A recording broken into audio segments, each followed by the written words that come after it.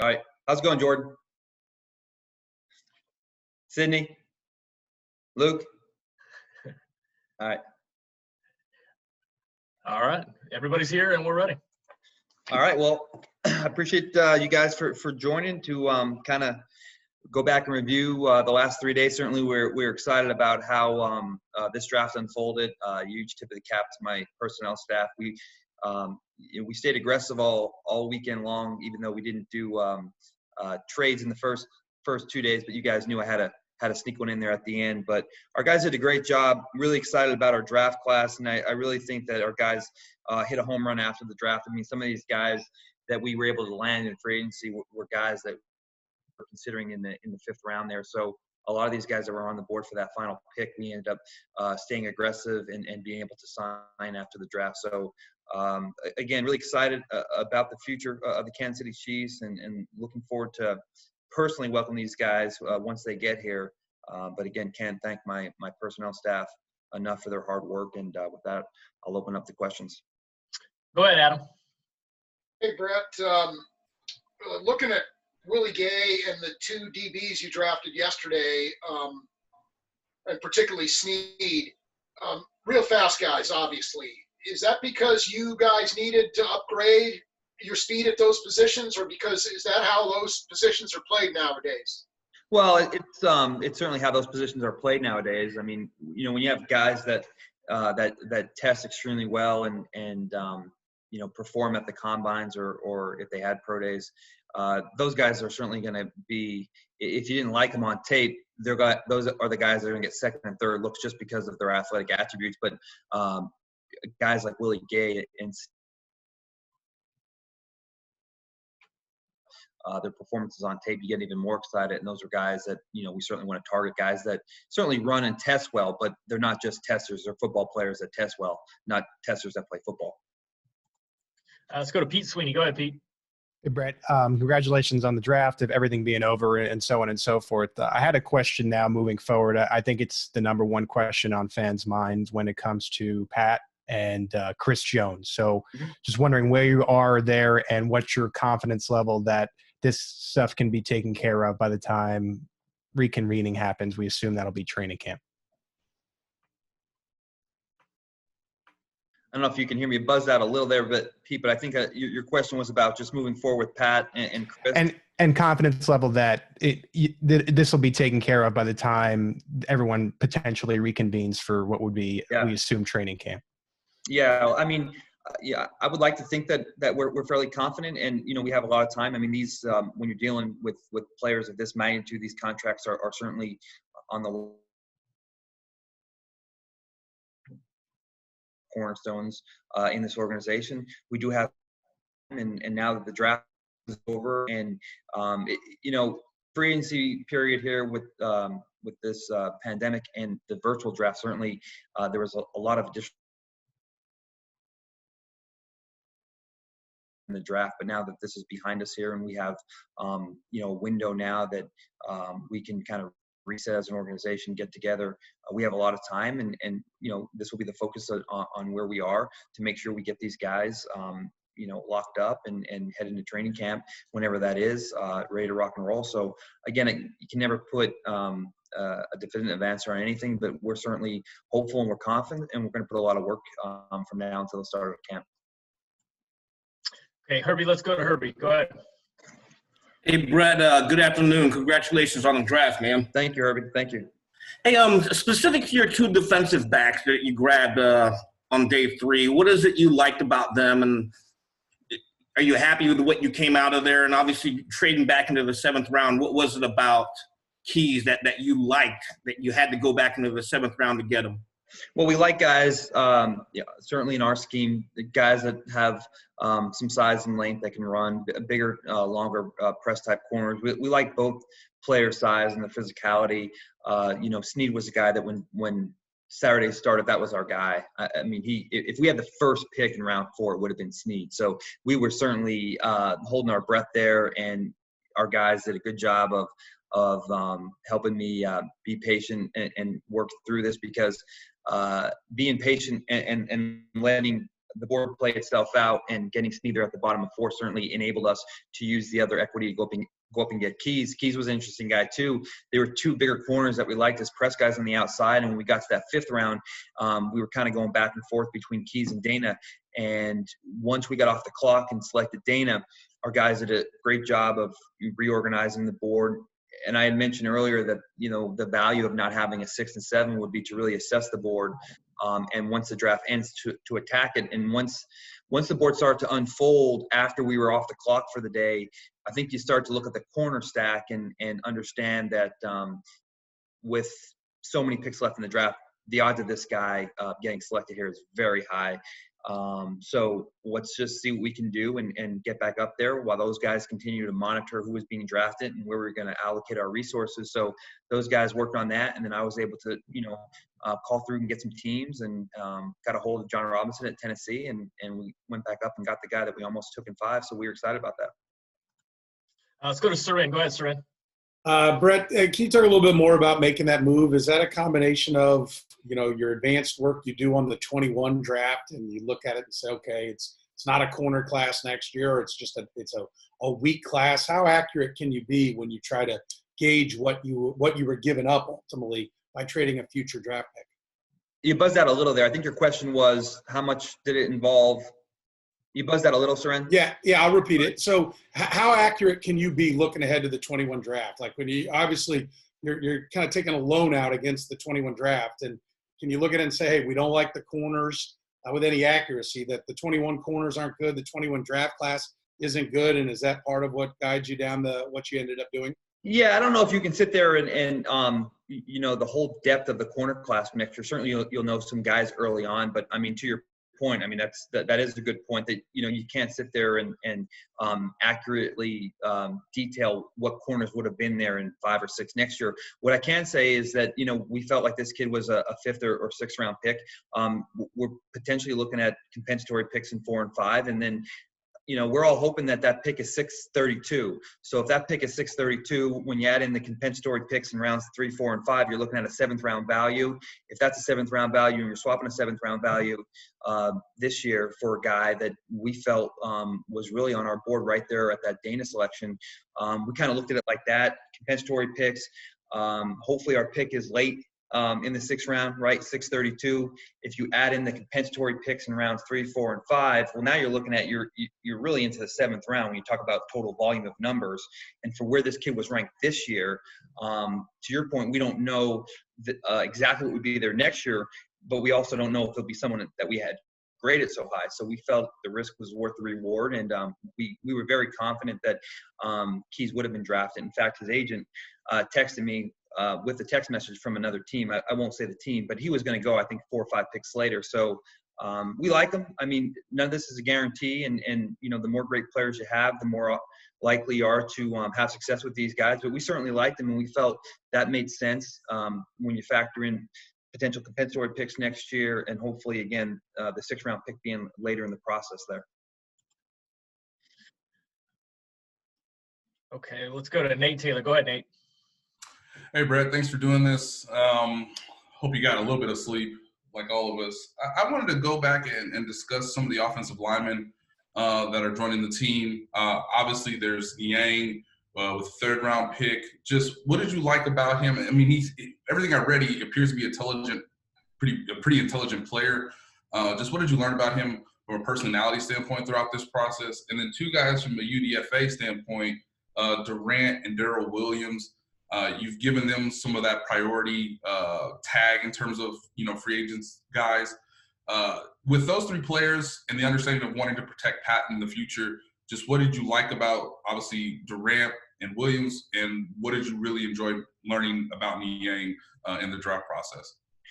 Well, we were hoping we can get someone that was fluent in French so that we can pair him with Larry up there up front. So I think that was important for us. He needed a wingmate there. So the fact that he's fluent in French is a big deal. But he's a smart kid, and he picks up the game extremely fast.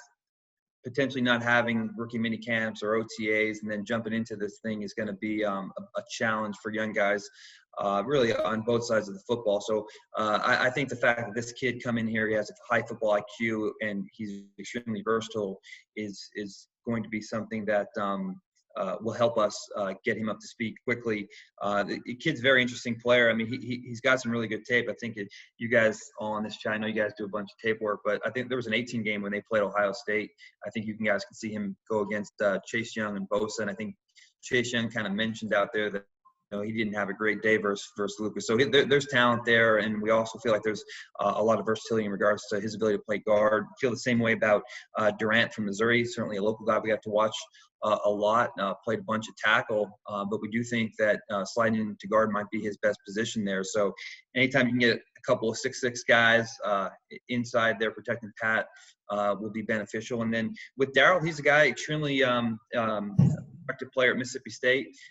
That's a guy we feel like has center and guard flexibility. He's done both there at Mississippi State. And as I mentioned to Willie on our conference call the other day, we've had a lot of success with Mississippi State players. These schools, it's funny when you just go back and take a step back and look at some schools that seem to or tend to produce a lot of players. Man, Mississippi State seems like every year when they go to the NFL, I don't have numbers in front of me. I don't have statistics, just my overall impression of when I think of players that end up getting drafted from Mississippi State, these guys always tend to work out. So we're hopefully Darryl's falls in that line and is able to crack our roster and help us compete in the next season. Okay, let's go to Matt and Derek. Hey, Brett, hope you recover from the weekend okay. Yeah. A couple of the guys you took, especially, Willie Gay was a guy that, you talked about that, he could have gone higher up in the draft. Maybe there hadn't been maybe some of the red flags. And Willie talked yesterday about Keys maybe going higher if, he had tested at the combine. How much of when you look at players like that, you look at it as from a value standpoint, that if you've got a, 5th round pick, that you're getting a guy that maybe you think has 2nd or 3rd round value, rather, despite the fact there might be questions, rather than maybe going for somebody who, maybe doesn't have as much upside, but maybe more guarantee. Well, I mean, listen, I think we're always looking, it's a projection business that we're in. We're always looking at guys that, to your point, there are guys that you feel maybe have maximized their athletic abilities. And, but at the same time, you're not going to sacrifice the ability to come in and have a long career. I mean, there are some guys that we always consider make it guys just because of the way they're wired. So you're always going to look at the athletic ceiling of a player because these are young guys, and you always say to yourself, where do you see this guy certainly in 2, 3, 4 years? Has he maxed out athletically? Is there more to get out of him? So there's that balance of, wanting to take this player to the next level in regards to where he can be as a player on the field. There's also some guys that they've never shown the degree to, improve their game. So they've always been talented, but their career has always kind of just been even keel. So you certainly look for the guys that have an athletic ceiling that have shown signs that they can progress and get to where you think they need to be successful at this level. All right, let's go to Harold Kuntz. Go ahead, Harold. Ooh. Harold, you got us? There we go. Try that, Harold. Go ahead. Got it. Yeah, all right. I thought you were in control, but hey, Brett, thanks for doing this. I just want to know with the confidence level with your conversation with these guys without rookie mini camps and potentially OTAs, what your confidence level these guys can get on the field quickly and kind of be able to contribute immediately with the ones that you kind of specifically point out, players that you knew they could be put in a position where they could study in OTAs and everything virtually and then get on the field and be able to contribute immediately? Well, listen, we're very fortunate to have, this is where, it's always an advantage to have a great coaching staff. But, when you have a coaching staff that has been together for so long, this is where I think this will really help. Our coaching staff has been together, in particular the offensive side, for such a long time now where, the ability to communicate on different levels from guys who have been here and guys that are just getting here will be important. But, we'll put a lot of that burden on our coaching staff, and thankfully we have a great one. But as you mentioned, it's going to come back to these kids and understanding the environment that we live in, and putting them back on them to make sure that wherever they need to be before they get here, when camp starts, they have to make sure that they're prepared, because they potentially won't have a rookie mini camp or an OTA. So I guess we won't know, until we get there. As far as my confident level, I'd like to think that I'm confident because we've done a lot of work on these guys, and we know that these guys love the game and love to prepare. We've never gone through something like this, so I don't know if I can put a percentage on it, other than we'll just we'll trust the process that we utilize to acquire these players, and we'll certainly trust the process of our coaching staffs. Okay, let's go to Vahe. Vahe, can you hear us? I can. Yeah. Can you hear me? Yeah. Yep. Go ahead. Hey, Brett. Hey, this is sort of a bigger picture question, but I wonder if you could just speak to the idea of how different your job does or doesn't feel this time of year, this year, than it did last year, when now you're the defending Super Bowl champions. And I just wonder what that's done for how you look at things in any way, and maybe also how you might assess what that's done for your general hunger, how much it makes you hungry for more, et cetera. Yeah, I mean, I would say that it's one of those things where I think when you are envisioning winning a Super Bowl, I think in the back of your mind, you're like, well, once we get one, we can maybe alter our approach and take a step back. But to your other point, though, once you get there, and you know how tough it is, I think you realize that if you really want to stay on top, you have to be. It's that fine line between being aggressive, because that's what got you here. Some of the moves we made and some of the things we were able to go out and do, I mean, they were obviously considered aggressive, but we know that that's what's got us the first Super Bowl in 50 years. And if we weren't aggressive, we wouldn't have been here potentially. But there's that balance of not being, being smart and not and understanding that you need future assets to maintain depth. It is a battle of attrition. We lost all those defensive linemen last year. Our quarterback got hurt. Our wideouts got hurt. So if you don't have a bunch of draft picks, and if you don't have cap flexibility, you're going to be in trouble, because you're just not going to have the numbers. So it's that fine line. It's staying aggressive, but then being decisive and being selective when you want to be aggressive, but also having, having that flexibility when you want to pull the trigger. But it's the selective aggressiveness, I think, that you realize is what works best, I think, moving forward. Guys, I know we've got a lot of hands up, but we're getting close to running out of time here, so we're going to take a couple more. Darren, go ahead. Brett, first of all, thank you for joining us. I got to mute my phone. I'm live on the air. The fact that you had Patrick Mahomes, as well as, you talking with your players about who to draft, is that something that you look forward to doing going into the future? And then I know you've been a big sports fan. You're pretty big on the Chicago Bulls in The Last Dance. You saw how the relationship between the general manager, the coach, and the players were. How do you envision yourself with Andy Reid and Patrick Mahomes going into the future? And can you assure Chiefs fans that they won't have to worry about a Chicago Bulls run dynasty ended here in Kansas City the way that it did in Chicago? Well, that's obviously a tremendous show, and I know we're all excited to watch it tonight. To your question about Pat and the draft, was that your question about? Obviously, there's certainly the relationship there is. I can't imagine there's a stronger coach, quarterback, GM relationship than the one that Coach and I have together and with Patrick. As far as I think Pat's kind of talking about players. Was that what your question?